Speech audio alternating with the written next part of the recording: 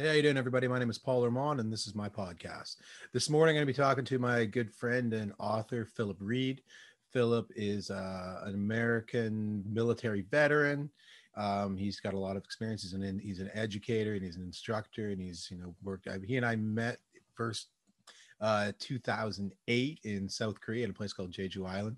He and I were both doing the same. We wound up teaching English in Korea, and we both wound up arriving basically at the same time in the place that we ended up living, which is a place called Jeju. So within like days of each other, we were both these two sort of bright-eyed and bushy-tailed young men that wanted to go on an adventure across the world.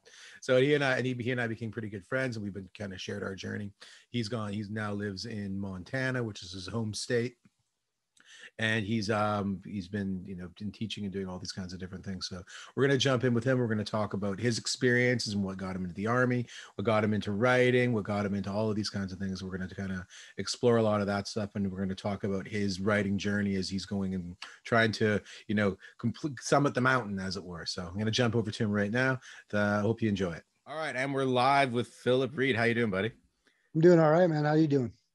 I'm hanging in there, all things considered. I guess it's a beautiful Sunday here. You look outside and it's like the birds are chirping, and it's like, what do you mean there's a pandemic? What do you mean that this is a complete disaster, right? So yeah, it's been all right, man. So yeah, let's jump into it. So you're Philip Reed. You're born and raised. Where are you born and raised in? Is it Billings, Montana? Is that where you're from? Well, I'm kind of from all over Montana, right? Like I was born over in eastern Montana, moved over to north central Montana, right up by the Canadian border, and lived there for a while. That's where I graduated high school. Then I joined the Army, got out of the Army. Joined the Army. Let's hold on there. So you're in the military. Let's start there. Let's stick with that for a second. So you joined. What prompted you to join the Army? Well, kind of a family history, right? My grandpa was in the Army, so I kind of always wanted to, sort of follow in his footsteps. Then, just sort of not a whole lot to do where I was from, Havre, Montana, 10,000 people. There isn't, a whole lot of opportunities there. And I definitely wasn't getting into college in my grade. So, I thought, well, what the hell, join the Army, get out of town, go have some adventures. And this was in the, mid 90s too, right? So, the whole idea of, I'd grown up watching like the US just pummel other countries. So I'm like, well, I guess we're not going to have to actually worry about hurting myself doing this. So what was it? Okay, tell me about I think that everyone has it in their head about, everyone's interpretation of basic training is Full Metal Jacket, the Stanley Kubrick film. What was it like? For getting on the bus? Like, what was that? What happened there? Well, forget Stanley Kubrick, right? Like, if you really want to know what it's like in basic training, watch Pauly Shore in the Army now. Because that's the most accurate description I can give you of basic training. Like that, really? They got it more, sort of for the modern Army, right? Like that's more of what it's about than, the Marine. Well, of course, Full Metal Jacket was the Marines too. That's that's a different animal altogether than the Army. So, like I said, I think that's just everyone's general idea of it. So, like it's a gong show, then, is what you're trying to say. And yeah. So what would you? It's that people are coming from all over the place. They're all just slammed together too. It's just like, oh yeah, that's one of the things that I really got out of the whole Army experience. Right, was I met so many people from all over the country, from different backgrounds. So it kind of opened up. Kind of really opened up my whole world to the world, this, how different people can be. So, and then you went into, and then what was you specialized? What did you specialize in? I was on a tank. And what was your job on the tank? Well, I was a driver to start out with, and then before I got out, I was a gunner. So was that, and the gunner was like, that's what you aspire to, is to be the gunner? Is that like the? Well, no, there's a tank commander, right? So you have a tank commander, a gunner, a loader, and a driver. The loader is usually like the lowest ranking position, but what ends up happening is some guys are just more physically able to do it, because those rounds are 40 pounds. You got to be able to flip them over and flip them around and get them into the gun tube fast. So there's certain guys that are good at that job, so they end up just kind of doing it. I wasn't. They just said They just said drive the tank, man. I said, cool, I'm good at driving. So okay, I'll drive the tank. But so you got stationed around the world then too, right? Like you had a few different places you went to. well, yeah. I mean, that's in a lot of ways the Army is one of the reasons why we met. You know, it was because my first duty station in active duty was in Korea, and so I spent about a year up by Paju, which is just north of Seoul. Up on the DM, about 5 kilometers from the DMZ or so. Yeah. Just on the south side of the river. And so, yeah, then, just being there, it was awesome, but they keep the Army pretty segregated from the general population because you might have to kill those people at some point. That's right. So don't make any friends, right? But But I went to Seoul a couple times and I met some English teachers that were in Seoul, and man, they just looked like they're having way more fun, getting way more out of the experience than I was. And so I'd kind of made up my mind then. I was like, well, I want to come back and do this. So, that's kind of when I did get out of the Army and went into college. That was always kind of in the back of my mind, is I was going to go back to Korea and teach English. Oh, really? That's interesting. And then, so you got out of the Army, you go to college, you get in the Army paid for that for school too. Is that how that works, or is it? Oh yeah, you get the GI Bill and all that stuff. I mean, I also got a loan for my house too, which is pretty. So. Yeah, there you go. So all throughout this, you've been always aspiring to be a writer, though, right? That was that somewhere along the way and somewhere in the back of your mind? Oh yeah, because I mean, I started writing, short stories when I was probably 7 or 8 years old. My mom would take the typewriter and she'd take what I'd written and type them up onto the typewriter for me and staple them into the book. And I thought I was pretty hot shit, so I mean, so writing is always something that kind of came natural to me. So it was like, I want to do this more for a living, right? More, not even just for a living, just more for creating those stories and just having the fun. But it is good. It's funny that it always comes down to that, like, early accolades when you're like a child. You know what I mean? Oh yeah. It's like somebody said I did something good, and then you're on the way with that, right? Like, I had this experience. I wrote a journal I remember it was grade 1. It was Mrs. Irving, and I wrote this. I just totally completely lied. I fully remembered. I wrote this, like, you have the journal that's got like the top where you can draw the picture, and the bottom has got a few lines, right? So I drew this thing, like, I fell out of my bed. That was the story I did. I drew a picture. It was like, okay. I felt like I felt like I was falling from the Empire State Building. I wrote that in there. And there was like 3 lines, and she's like, "This is so good." And it was a full-on blatant lie.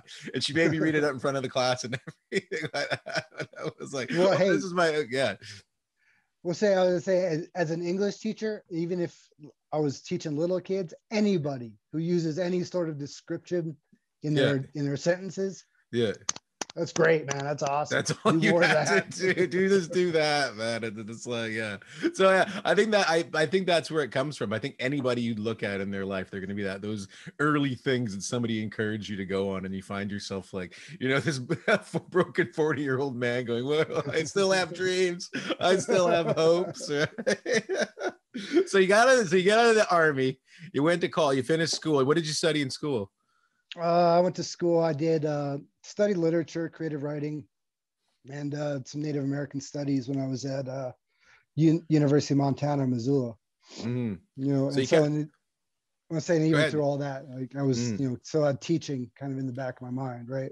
So you did all that, but enjoying the whole thing, and you come out, and then it's like, okay, I'm going. Then you're going back to Korea. Yeah, more or less. I had to, tie up some loose ends along the way, but definitely got finally made it over there. So, and then we wound up both together on Jeju Island in South Korea. What year was that? Was that 2008? Yeah, it would have been 2008. I think, I don't know. Did I meet you the night you had arrived? I think we're like day 2 friends. I think basically we both arrived within like days of each other. Yeah, and like it was like we're just like these bleary eyed, like, okay, what are you doing? Where's the bar? And that was like, because that was really sums it up. Like, holy, where's the cheddar cheese at? Yeah, I'll never forget the first time I remember, because I was like, I had to stay at the school and they give you like lunch, and it was like, this is just awful. Get me out of this place. And it was like middle of summer. It was so hot, and then we're going like, just running on these like wild and ridiculous, like completely like opposite of where I'm from, where it's these busy streets, people are yelling, there's like stuff steaming Mhm. out, and I got to this one place and like, just give me something. This lady gave me a bag in a black plastic bag, and just handed it to me, and I gave her like the money that I had. Got back to my place, and it was a bag of squid, of just like all this squid parts. Like, I had to sit there and eat this thing and this thing. Like, this is the worst thing I've ever had to see in my entire life, man. And I was like, that kind of like kicked it off that way. About this thing. Oh no, what did I do?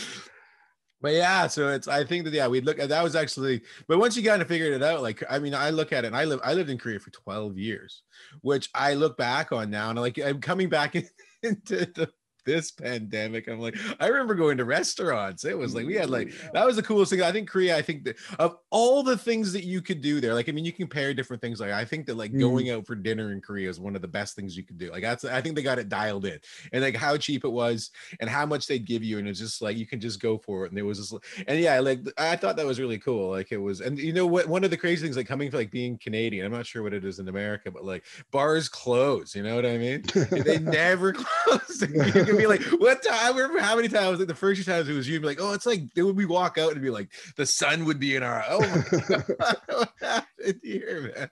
The old GP in the basement. I remember walking out of there a few times and coming out of that place and just being like, Ajama Was out it? there sleeping cigarette butts off the side of the street. I'm just thinking, I got to go teach children in like 3 hours, man. What's going on here? Doing here, man?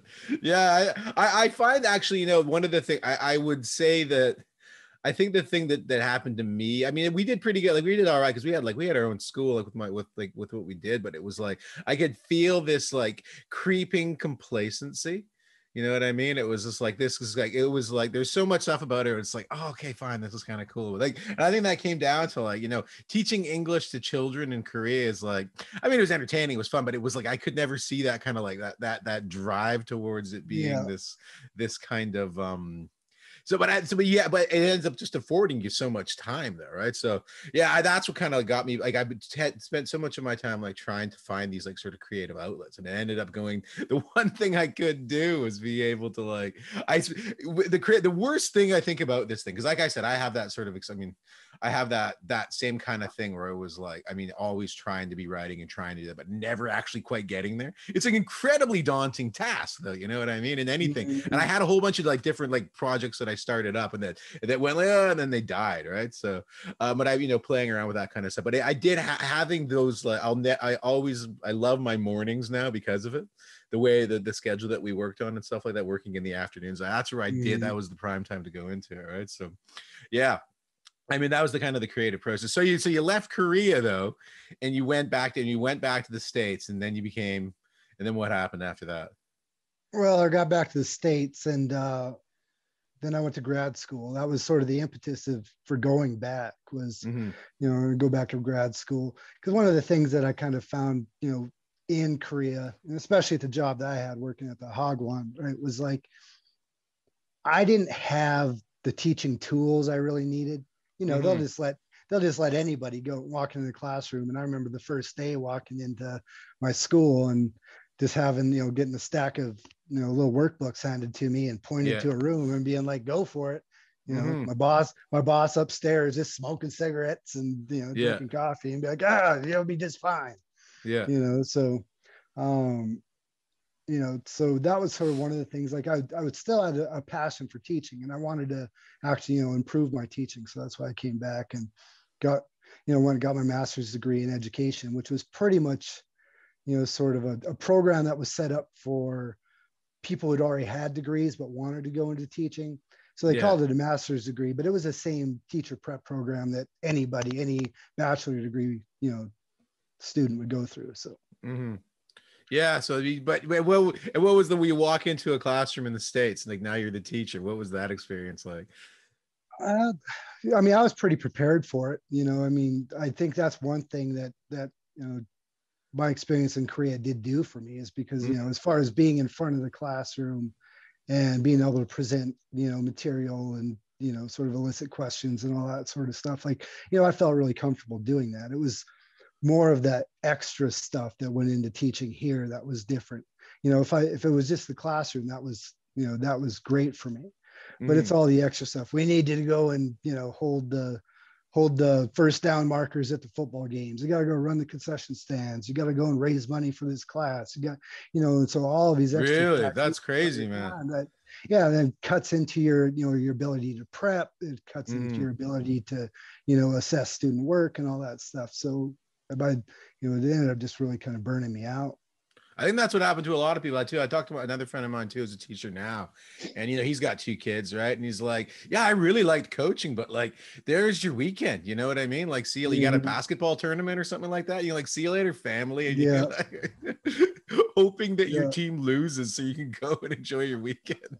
It's like, so I think that really is a big thing that happens to a lot of teachers too. So like, so eventually, so that's what happens. So you burned out. Yeah. You're a burnt out teacher, basically. I'm a burnt out teacher. Mm-hmm. I am statistically, I was in that demographic that was going to burn out first, right? So, Mm-hmm. Well, I think saying, that it's really one of those things too, is that they don't really like, it's like they seem like this, you're supposed to be doing this like as like some sort of like, it's an honor to do this, to get, to get kind of kicked around too a lot. I don't think that people realize just how much, like I think that teaching is the thing that should be like one of those jobs where like you get paid like 250 grand a year. You know oh, no what I mean? kidding. Well, and what you'll do is you get, the best of the best. Like this is what happens. You got people nowadays, like anyone, they go like the best and brightest students you can possibly have, all go off to whatever, Columbia or any of these like Ivy League schools. And the first thing they have, and with all their hopes and ambitions and their dreams to change the world, and the first thing they tell them is, you'll never make any money doing that. You got to get into finance. And then they're off, working at a hedge fund. And like, so that, and it's like, and all of a sudden it's like the best thing you can do in this whole thing is like, you take everybody out of there and just put them into that frame, that mindset, and that's all they care about. And so what happens, like, I think so it's like, it's a shame because, the one thing that I think the best thing that can happen to anyone is a good teacher.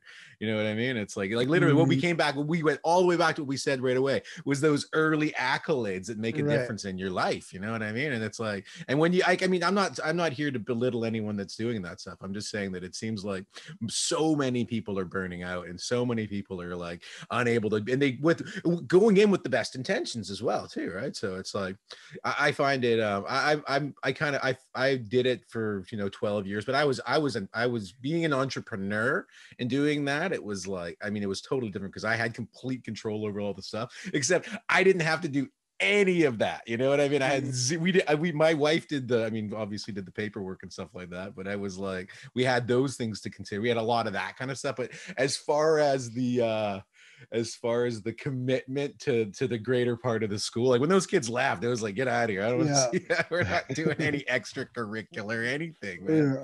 You come in here, you do your time, and you split, right? So, but like I said, I think for me, it became a thing of being, sorry, excuse me, in my cough button there. It was just being, away for too long, right? So I think that's what it came down to. Let's go. So you did that, but all the time in the back of your mind, burning in your brain was, I want to write. And now we've come to this point. So now you're diving back into, let's dive into writing as a process, I hate, to be right off the bat, I hate when people tell me that writing is their passion. It just drives me nuts because it's like, you think sitting here like this is your passion, you're completely off base, because it's more like, I'm passionate about storytelling, passionate about the craft, but writing in itself is a task. You know what I mean? It's like, isn't that why Stephen King invented a character that could just like attach like nodes to his head while he slept and write a novel? Mm-hmm. Yeah, absolutely. Because it's there. And how many people say that? It's all in my head. I just got to write it down. And it's like the worst part of writing is the writing. It's doing this. Like I've got a thing now because I need to get one of those ergo things, but I got like this thing in my arm. I've been writing I write like every day, right? And it's just like, it's one of these like, it's like running a jackhammer all day long. You that kind of stuff too, right? It's the same thing.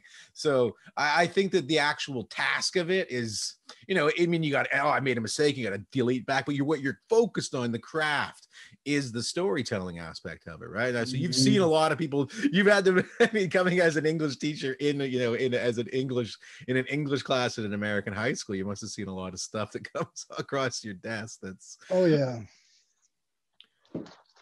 there's I had some really talented writers, you know, Mm-hmm. and I had some kids that just didn't care. And I would say, like, for the most part though, and that's sort of the thing, the kids that, you know, and I'm not even just kids, I mean anybody I think who sits down to write um has to be prepared to basically lace up their boots to do it. You know what I mean? Mm-hmm. Like, it's, yeah, you know, waiting around for these, I need this moment of inspiration for me to Mm-hmm. start, you know, and Yeah. that's where I think a lot of people derail themselves right off the bat. Oh yeah, I think that that's the this is the I've found actually to the for the most part now, this idea of writer's block doesn't exist. It's your it's not it's a mental condition, and all you do, and I think I mean for me the best thing that comes, the way to eliminate writer's block is a good is good habits and a good, like, I guess a writing ritual. You know what I Mm-hmm. mean? And that's the thing, that when you like, okay, I'm gonna start, this is the time when I do this and I do this and I do this and I do this, and I'm able to be like able to put out 2,000 words a day, and like that's kind of like where that's my base. That's my, I can go beyond it, but I Mm-hmm. never go below that. You know what I mean? And it's like it's kind of those things where you find yourself like, oh, but I can do it in a couple hours now, rather than being where it was just this monstrous chore. But I really credit that not so much to me being some sort of like savant that can sit down and pump it out. Mm-hmm. It's much more about having a really good writing ritual and having those things that and because your brain programs itself in a lot of ways too. And you have these, neurological habits, and you sit Mm-hmm. down there, and it's not like, I mean, but I think the coolest thing about having that kind of a ritual, it's super easy to get into flow. And I think that's one of the things now with the process of doing it. The flow is like where you get, like, it's kind of, that's the high of it, when you're just like really into it, and it's just kind of, and it's literally flowing off your fingers because you're not thinking, you're not sitting there. I mean, I think it's kind of a mindfulness kind of thing too, right? Where it's like, I feel if you're doing writer's block, you're getting that, you're worried, you're thinking about the future, or you're way back in the past thinking, I wish if I had done something like this or whatever. But when you're right there and you're focused and you're in your ritual, it's like it just kind of starts pouring Mm-hmm. out. Oh yeah, I agree. I think, um, yeah, ego is sort of what blocks us, right? Because I think that Mm-hmm. when you're actually in that flow of writing, it's almost Mm-hmm. like, I mean, you're just, everything's flowing. It's not even like you're doing it. You're kind of just taking Mm-hmm. dictation, when it's really coming out of you. Mm-hmm. And I think, yeah, then, and it's almost like, and I think that's what kind of, stops a lot of people too. It's because it's almost like an ego death, right? When you Mm-hmm. actually sit down and get into that creative process, Mm-hmm. you know, and that freaks people out. Well, I think, yeah, well, like it's literally that staring at the blank page. I mean, I think that you can get in there, and it's like you really realize that I think that one of the strangest things about the craft in and of itself is that it's like there's nothing there that's really stopping you other than yourself. You know what I mean? It's not like there's Mm, not, it's like if you, because like, I mean, I can get it from like other mediums and other sort of and other areas of expression, I guess, like with painting. You need a certain kind of paint, or you need a certain, materials, or if you're making, I mean, this is one of the things that really held me back on a lot of the stuff that I was trying to do before. Was like, I always I wanted to make movies, you know what I mean? But I could never get anything off the ground because the stuff was like ridiculously expensive, and the stuff that I want to do is like through the roof, like $1 billion budgets. Like, what do you mean we can't do that? Why can't we blow up the whole planet? Like what are you talking about, right? So I mean, so that was kind of what put me there. Is like I wanted to do these giant, big, science fiction, whatever it is, kind of stories, and it was always like, well, you can't do that, you can't do that. It's like, well, are you talking? I can do whatever I want, and that's the coolest thing about this particular practice. You can see me doing this. This is how I type. It's like, but this is that there is no budget. There's nothing there. You can be as sky high as you want, and I think that is also the most terrifying thing too, is that you're completely, I mean, so sorry, you are creating that thing, and it's like in that, but at the same time, I think that's one of the cool, when you can tap into, when you can get to flow, and where you're fully in control of the story, and you're driving it forward each and every day. That's where you really feel the magic. And I think that mm, it's not some sort of like, oh my goodness, I just had this brilliant inspiration, and you write 2 lines of poetry and you're done. Like, that's nothing at all. mm. It's like, I mean, So it's kind of been an interesting thing. I've learned so much stuff about the process in the last little while about and understanding actually more that, you know, like the writing to market concepts, and actually rather than being really, really esoteric with your stuff, and you actually want to engage people, right? So whoa. So coming at it from, you know, you got your creative writing background, you've seen a lot of kids do a lot of different writing. Well, what kind of advice do you give to your classes, your students, about being able to get their ideas onto paper? Where do you start with? Well, I mean, I think that it was starting, you know, for some kids, and that's one thing I like really have to stress is like, you know, your process is your own. Like we can talk about writing process, and I could teach you and sit down and talk about okay, here's the brainstorming, here's the writing, you know, the pre-writing and the writing and the editing and the revising and then the final drafting and all that stuff. But that pre-writing process, I think, is what's critical, is because that's where I think you're going to, you know, that's where the most variation is, I think, as far as us as individuals, because, you know, some people might, you know, like you said before, some people are planners, or what are they, showers or growers? Pantsers and planners. It's plotters and pansters. That's the one. Yeah. That's the one. Yeah. So, but anyways, like, you know, so some kids might benefit from sitting down and just free writing and just going for it and figuring it out. Other kids need to sit down, you know, other writers need to sit down and they need to, you know, really plan things out. You know, like, you know, this thing that I'm working on right now, I've kind of sat down and I'm realizing that I'm a plotter. I'm kind of laying things out sort of, you know, scene by scene, almost sort of a, you know, paragraph by paragraph sort of storyboard for what I want to see happen in the story. You know, where, you know, before I had a really erratic process where I would just sit down and write an introduction, and, you know, this was more for like analytical papers and stuff like that. For lit papers, but I'd write an introduction and I'd be like, oh, that's crap, and I'd throw it aside, and I'd write another introduction, that's crap, and I'd throw it aside. And then pretty soon, after about 5 or 6 times, I realized, wait a second, I kind of wrote the middle and at the beginning, and here at the end I'm writing the beginning, and, you know, and so all this stuff, basically I'm sitting there with a bunch of puzzle pieces. I go, wait a second, it's all there. You know, it just wasn't coming out as organized as I would have liked to have seen it done, you know. So, but that's the main thing. The pre-writing process is where it really begins, I think.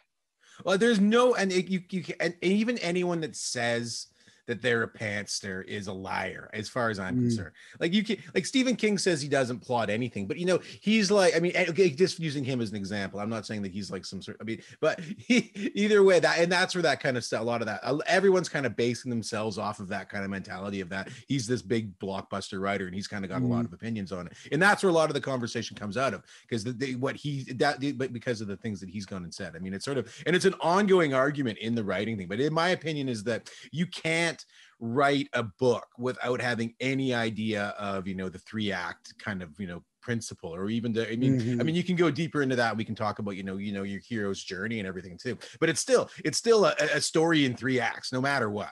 You're going to have your beginning, you're going to have your middle, you're going to have your end. And if you don't have that, I mean, maybe then there are guys that can pull that off, you know, like there are guys that, but at the same time, they still knew what that was. You know what I mean? They knew that, you know, you have your rising action, and, you know, you have these kinds of things, that there's elements that are necessary there. So like I said, when I look at what I'm trying to do, I don't particularly plot in the sense that, like, I have like a bunch of stuff up on the board and have this like maniacal thing with like lines straight. I don't have that, but I mean, that's because I find it's really confusing even for myself. And I look at things as being, I always look at things as, so what happened next? You know what I mean? And you can see that if you're kind of building, okay, well then obviously then this would have to happen, or then this would have to happen. And I think that's the really fun part of it. But I understand it. I've studied it. I've read it and looked at all the, you know, I've read the Joseph Campbell, I've read the things and looked at the stuff that says, oh yeah, here, but everybody can see, you know, your hero's journey or whatever it is, you know, it starts here, whoa, shit, and then, they back up again. You know, like, that's what you got to do. But it's filling in those things along the way. You know, you're going to meet some people that are going to help you, you know, your protagonist, your antagonist, or whatever it is going to have those kinds of experiences. And that's really what you're like. I mean, at the same time, it's also life as well too, right? You can kind of, I mean, not everyone to say that everyone's life is like a movie, but at the same time, you can see those in any kind of part of your journey or wherever you're on, right? So let's dive into, I mean, are you willing to so what are you writing now? I want to just give me this talk. Don't have to give me the you know, the bloody details of it. Just like where are you working? So let's back it up. Well, before that, getting ahead of myself, what kind of stuff do you want to write? What has always inspired you to write, and what is putting you on to go into it? And I'm getting that moment. Hello. Hello. And then say bye. No. Yeah. We're doing something right now. This is not funny. This is not funny at all. I'm staying. Okay, then fine. Then keep going. So yeah, what inspired you to write? What inspired you to do that kind of stuff?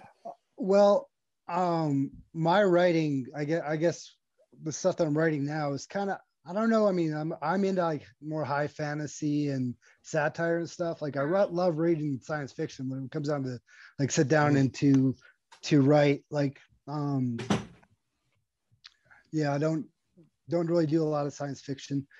Or, you know, my wife has always, you know, I talked to her about I'm writing, it needs to be like more realistic. And I'm like, that's not really what I'm going for. So, you know, but I'm more into sort of the, you know, the British satire, the, you know, the Douglas Adams, Terry Pratchett, the fun stuff. The thing is, those guys are gone. That's what, like, I mean, I don't think I've ever read. I still don't. I mean, Hitchhiker's Guide to the Galaxy was one of those books where I went, you can do that in a book. I mean, it was like, I think that's one of the most incredible things. I mean, I've read the entire series. And I was when I was like 15 too, and I was like, that one really blew my mind. I was like, well, get me another one of these. Like, this is incredible because it was. I mean. It's one of I think the hardest thing you can do, and I think the best books I've ever read are the ones that like actually make me like laugh out loud. Like and you don't realize how funny some of these guys are actually too. Like just how I mean, there's a whole bunch of them there. It's like it seems like it's really serious, but it's actually like very, very comical all the way through. I think there is that thing is like you have to realize it's like even how absurd it is to go and do this kind of stuff. If you take yourself too seriously, you take any of that because it really is kind of poking at that kind of stuff. That's what you really your task is here is to, you know, espouse some sort of view, I guess, you know, kind of put this thing out there. But when he does with the Hitchhiker's Guide to the Galaxy, I think is where he really wanted to just sort of throw at all the I mean, I'm not going to talk about what Douglas Adams was inspired by or to think about it. But either way, I thought that was kind of an eye opener as far as like being a young, you know, book fan. And it's like I said, I mean, I would say that probably that Hitchhiker's Guide to the Galaxy is what got me most into sci-fi. That would be the one thing that kind of like drew me into it because it was funny too. It's like, it's really hard to get like read a book that makes you laugh, you know? Like, so. Well, that's the thing. It's the satire part. I think that I really enjoy. Like, I like mixing these elements of, you know, like say what Pratchett did or what Douglas Adams did, as far as like, you know, taking these real world issues and just throwing them in these sort of absurd settings and with these, you know, fantastical characters and so that's kind of where I'm headed now. And so, you know, I kind of got, you know, this sort of, you know, this kind of everyman, you know, the unknown citizen, you know, kind of guy. He's, you know, going to end up kind of getting thrown into this fantasy world, almost, you know, kind of by accident, sort of by, you know, kind of on purpose. But, you know, in the world itself, I think I'm using, because I read a lot of Shakespeare. I love Shakespeare. And what I really want to do is just take a piss out of a lot of Shakespeare right now. You know? Oh, really? So, that's a bold task, though. I mean, we can very courageous to wander into that one because, like, I mean, I would want to make sure that I really knew what I was talking about. I'm not saying that you don't. I'm just saying I find that terrifying to sit there. I mean, yeah, that's so. I mean, so the world. So basically, you're let's just to clarify, you're writing your current project. I don't need to know any of the details. Is you're taking a guy that's transferring into a fantasy realm. From a normal coming from just a normal everyday kind of, you know, just everyday normal guy, right? And so yeah, in a lot of ways, you know, think kind of like, you know, Arthur Dent walking around, you know, some sort of medieval fantasy style land going, and so I'm kind of is it high fantasy? Are you doing high fantasy? Are you doing like with the trolls and with the fays and all that, or is it? Well, yeah, but I think I want to, I don't know, I guess kind of break some of those things a little bit. Mm-hmm. Sorry, she says, that was my daughter coming in asking for a popsicle. And I said, sure, go again. Yeah, sugar, get out of here. I got a sick one over there, so she's leaving me alone right now. Well, she's left me alone. She does. I mean, usually we've got, I mean, because of the pandemic, like we're on like full, like right now, like travel restrictions and stuff like that too. And this, like, it's like, we can't go anywhere. So like, you know what, fine. It's Sunday morning. Go watch some YouTube. I'll figure what I'm gonna do with you in the afternoon. I'm podcasting. Get out of here. I'm podcasting. Shut up, I'm podcasting. No, I mean, honestly, I think that the one I tell you, I was trying to read a few of these. I was trying to branch out. I'm trying to read different kinds of stuff. And I tried reading I'm not even sure it was, I won't say the author's name because I don't want to piss anybody off, because I'll probably get like, but I read some of his high fantasy stuff, and it was like, I was really put off by just how much the tropes seem to dominate it, or how much these things, it was like, she was so, I mean, so the author was so rigid in her structuring of it. I mean, I think that I'm probably just missing a point on it, but I just couldn't be like, so wait a second, so fays can't do that, but fays can marry these people, but they can't have that, but what happens with their, like, it's like, wait, this is way more complicated than it needs to be. But I liked how Douglas Adams's whole thing was like, of course, every planet, anywhere there's something everything grows on trees. You can just in an infinite probability kind of thing, right? I like that concept where it's like, you don't really need, because that's what, for what I'm doing now, my universe is my own, you know what I mean? So anyone wants, who's an expert on it? Me only, because I don't want to know, like, I don't know what fays can do. I mean, I'm not, and no offense to fays, for goodness sake, I am not opposed to fays in any way. I'm just I'm using fays as an example because I literally don't know anything about fays at all, right? But I know it's a thing. I'm well aware that the thing is that it's a thing, right? So I feel like it's like, yeah, go ahead. Well, I think part of that comes from too, though, is because fandoms have become so obsessed and hypercritical. I think absolutely that's part of what's come out of the sort of the internet age. It's just kind of like the fans are basically kind of dictating to authors, sort of, these are the rules you got to follow now, or that's what I'm saying. I found it. I was put off by it, and I'd be terrified to go and do it. Like I said, that's what I said. But when you wanted to go and take on Shakespeare, like, be careful, man, because that's gonna be. I mean, I'm terrified of that kind of stuff. That's why I feel like. I mean, what I got I found myself kind of bouncing back and forth between it, but I kind of like sort of this, I guess, speculative stuff, because, and more than anything, because I can make up the rules. There is no one sitting, but at the same time, I'm still, you're bound by a number of different kinds of things, but I'm not sitting here consulting some sort of like giant book, and these are the attributes of the Fae people. Well, then there's no way a Fae could marry an alpha doll, something like that. Right? So I don't want to do that. Like I have enough trouble with grammar and right the basic principles of that. Oh, you can't do that. Oh yeah, so I mean, like I said, I find it kind of funny. That's why I'm probably more into speculative fiction. And I feel like a lot of this stuff, this modern views of worlds, and like I said, I'm probably going to go and offend somebody by saying this too, is like, I get that there's, they're trying to do this whole own voices thing is really popular right now. And I think that's great that, they're giving as many people a chance, because it's, it has been, middle-aged white men for the most part. Right. And now, but like, and there's a lot of women, I mean, obviously, and the truth is that women read way more books than men. I mean, in general, and then women read way more fiction than men too. So like, you're talking, it's kind of appealing to that kind of stuff. And I'm not, like I said, I'm not trying to belittle any of that. Is that I don't feel like I should be over in that. I want to be in this little sliver over here and occupy this little space of time. I'm not interested in trying to like take on any of those kinds of things. I feel like if you've got to have your moment to go and champion it, go right ahead. you know, you've got the platform, that's your stage. I'm going to go over here and, you know, plunk away in my weird little book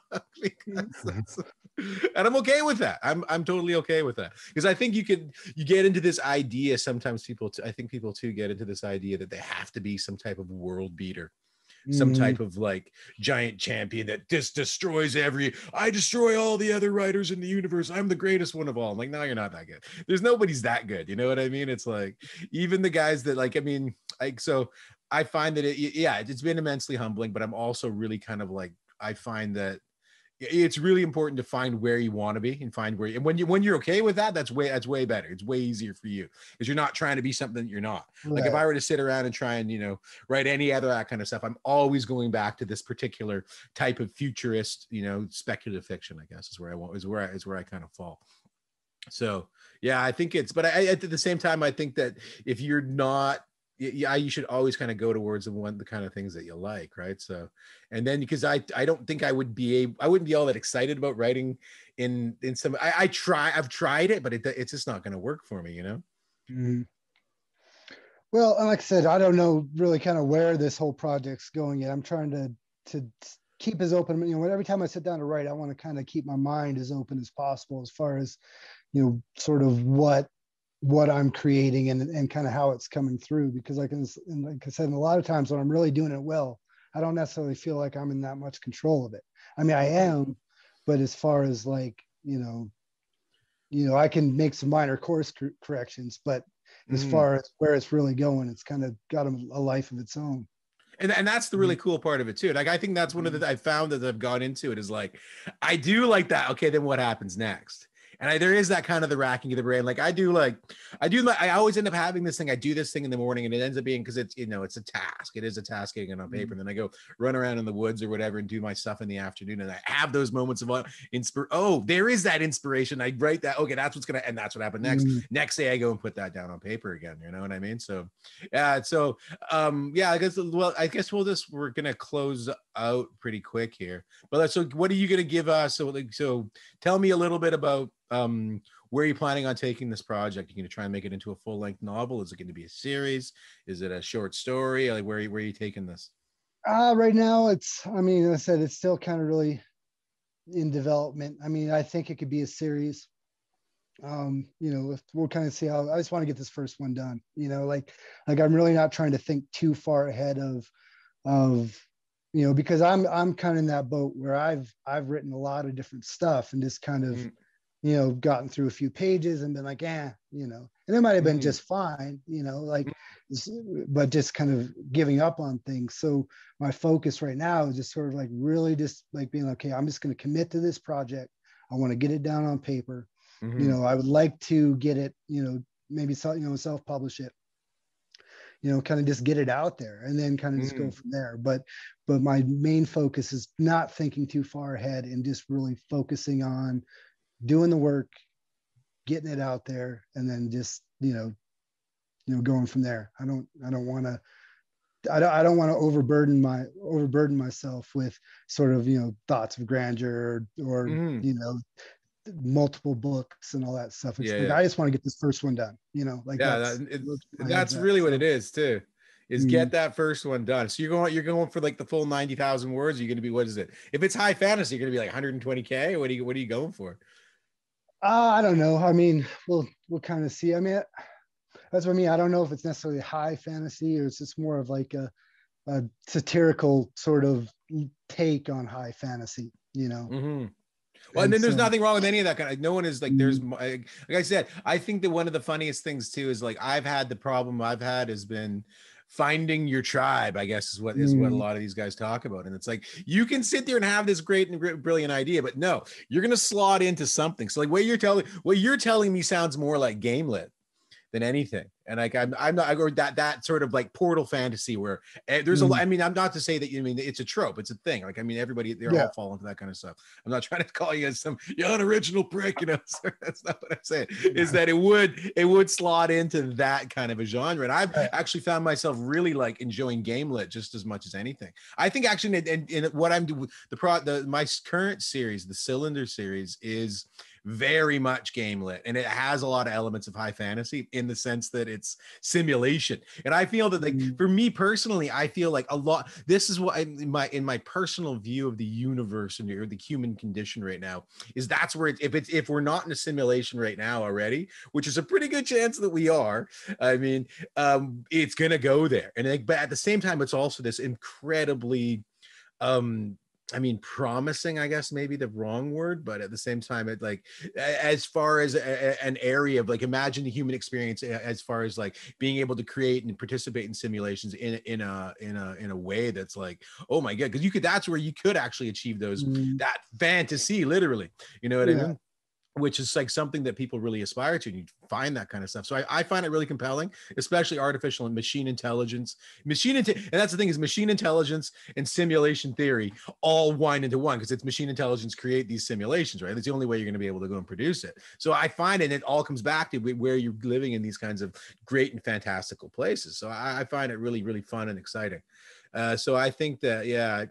So I think, yeah, if I feel like that's where I've kind of found my tribe, and it kind of does lean into this gamelit kind of thing. But gamelet's weird too. Gamelet's a really weird genre, because once again, the fandom is kind of really dictates what happens there. Like, no, you can't do that. That's, you got to have. And there's some of these, like, have you ever seen anything of what is it? Lit RPG. Have you heard of that genre? Well, is that kind of like Ready Player One, that sort of thing? Is that? Well, no, literary RPG. It can go a giant span. Well, Ready Player One is literally more like, it would fall into the game lit. But lit RPG is where you're like rolling dice and like determining where it goes along. And then, but the characters can also exist in these worlds where everything is built around XP and stats too, right? So it's like very stat driven, and it's really done like determined by the fandom too, right? Like there's like a whole bunch of people that like this is, and really like a lot of it built around like D&D worlds and things like that too. It's a really straight. I mean, more power to them, but that's what people do. Like I really rather be a lot looser about I don't like I said, I don't like rules in that sense, you know.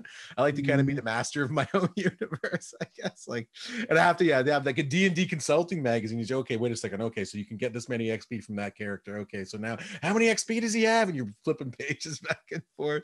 I think you just get really lost in the plot there, right? But well, I guess you got to be a gamer for that, because I'm like, oh, you make me do math when I read this thing. Is that what yeah. Well, I'm not in this for math. Yeah, some people are really into it, and more power to them. Go for it. You know what I mean? And because there is this wide, just giant spectrum all the way across there, right? And it's kind of, so it's like I feel like I found my little slot. I've found my thing. I found that I fall into the category of science fiction adventure. That's where I can live. And I think with a little bit kind of I'm bordering on game lit. Science fiction adventure game lit, I think is where I am. It's like, I mean, honestly, I do like, I mean, video games I think are one of the coolest mediums out there right now, as far as a storytelling medium too, right? So all right, well, look, Phil, it's been great talking to you, man. I think this is, and we did, and what I want to be doing, and I want to see more of as it comes along, is I want to hear the progress, the progression. How long do you think it's going to take for you to finish this?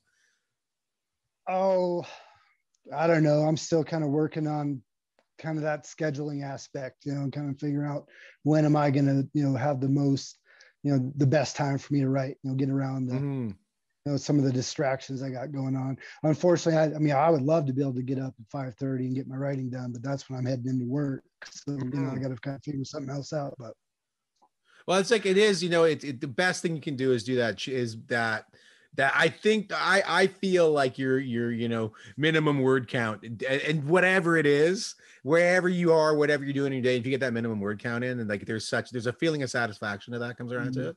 When I would write at night. If I didn't have time in the morning, I would just do it at night. But at the same time, I'm not so much like I'm some sort of like, you know, I guess obsessive compulsive person, but there is a great feeling of satisfaction when you have those, you know, that when I hit that 2K mark and I'm like done, I can walk away from it and feel good about myself, right? So, and it's just important to we're all gonna have to find a way to structure it around that. So yeah, man, good luck with that project, and I'm looking forward to reading the first draft of it. Or you can send me whatever the second draft, third draft, whatever draft you feel like. I'm looking forward to reading it. All right, absolutely. Right on, Phil. All right, good, man. Okay, take care, man. Yep, see ya.